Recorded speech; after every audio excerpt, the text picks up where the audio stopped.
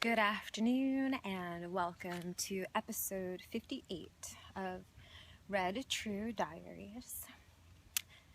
And in staying with this theme of honesty, which I'll probably delve into repeatedly. I don't know how long I'm going to stay with it, consecutively, but definitely this won't be the last of talking about issues regarding truth and honesty. I'm really proud of my friend for saying all that she did yesterday and choosing to live a more honest and authentic life, because I understand firsthand how hard that shift can be and maintain. And one of the reasons why I do wear this wig, by the way, this is not, I've mentioned this in the past, this is not my real hair, not my real hair color. I use it as a symbol with the red to represent all kinds of things, including blood, love, passion, anger, the root chakra. I'm not positive about the others, but those are the primary things that the earth that red tends to conjure. And obviously in my mind as well as others and symbolically. And by the way, it is at least 90 degrees going up to 94 degrees, so I'm pretty hot right now in this wig. But and I actually normally don't wear lipstick either, but I do these in part to incite the subconscious as well as the conscious on those symbolic levels, like archetypally speaking, but also to protect my professional identity, because I am in the healthcare profession, and unfortunately in our current paradigm and world, speaking on these things about sex and orgasms and menstruation, I think menstruation is probably more accepted, but still gets seen as taboo, and it is something that could affect my work environment adversely if I were to use my birth name, my government name, as opposed to Phoenix. So Phoenix is the name that I have adopted for the series that ties into the red and the flames. And hopefully at some point before I die, all of these will be more accepted, so that, perhaps one of these episodes you'll see me without the wig and without the lipstick and marrying all these aspects of myself. But know that the information and the stories that I am sharing are 100% authentic and true. I wouldn't make any of them up. So, I mean, I know some people would, but I wouldn't. And one of the things I love that my friend said yesterday, and one of the reasons I'm not didn't mention her name for the sake of privacy, because, there are some people out there who would try to find her or I and, be more stalkerish. So just to avoid any of that, I am being more discreet. But one of the things I wanted to mention was this Carolyn Mace lecture that I saw the other day. And it's one of the reasons I specifically wanted my friend to speak on honesty. But Carolyn Mace talks about, what was that one about? I think essentially listening to our soul and taking the time to be quiet to hear what God has to say to us, and living a more congruent life. And that's one of the reasons. Sorry, I'm looking down and making sure there are no ticks on me. This area is, highly infested. You might not know, but it is. And this time of year is really popular for that. So just checking sometimes. In any case,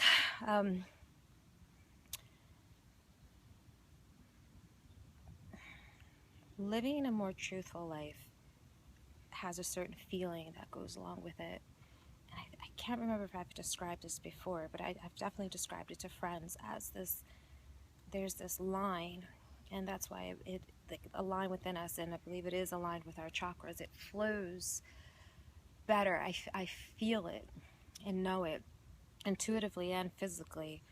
I'm not always aware when someone is lying to me, but I can feel when things just don't feel right. And some people say I didn't lie, even though they're keeping something from you that would be important for you to know. Say if you had a partner, and even though you're not asking, so did you kiss someone, or did you have sex with someone?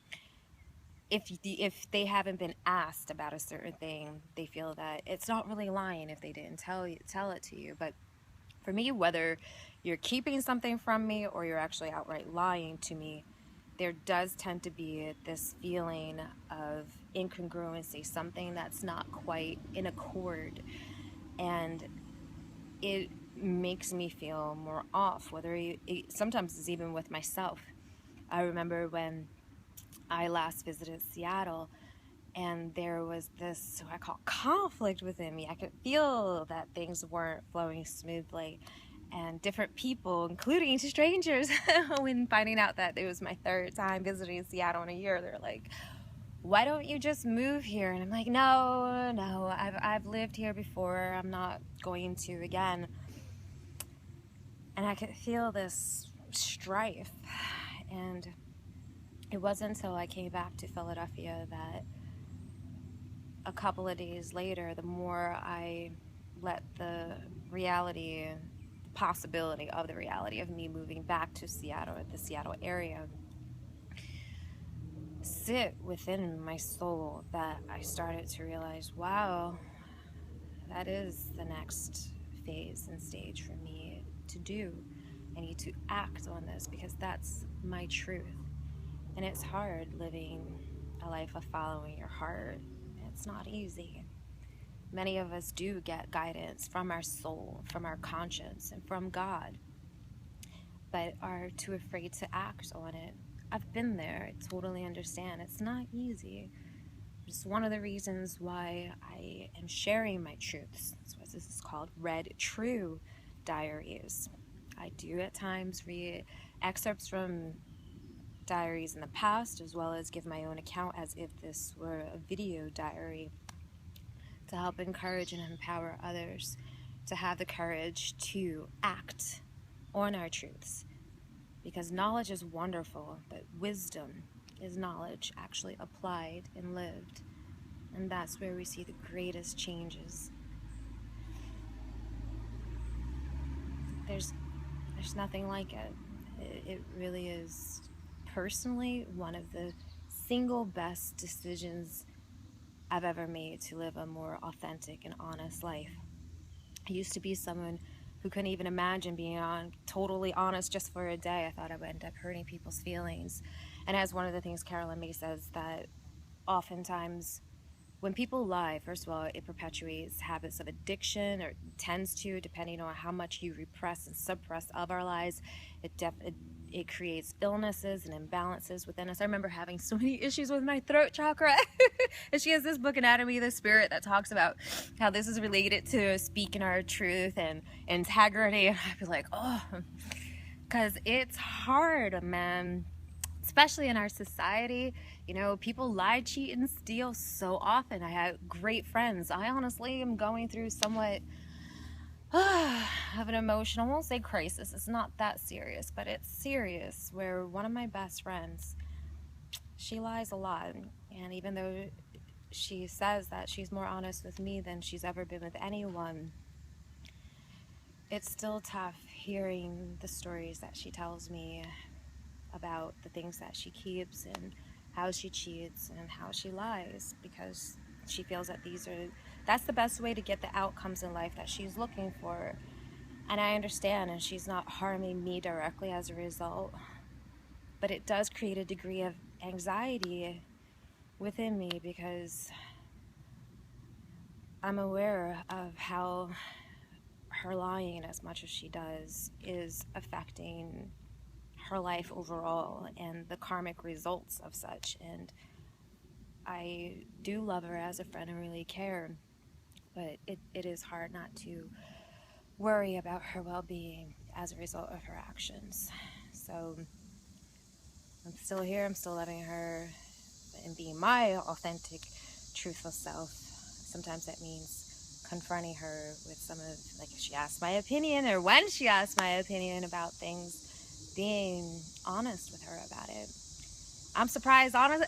I'm honestly surprised that I ever have any boyfriends or friends, period. And I'm so grateful for the multitude of friends that I have, because it takes quite a person. They're remarkable to me to be able to handle the truths that I do speak. And me too, like, I get it. We literally are all in this together.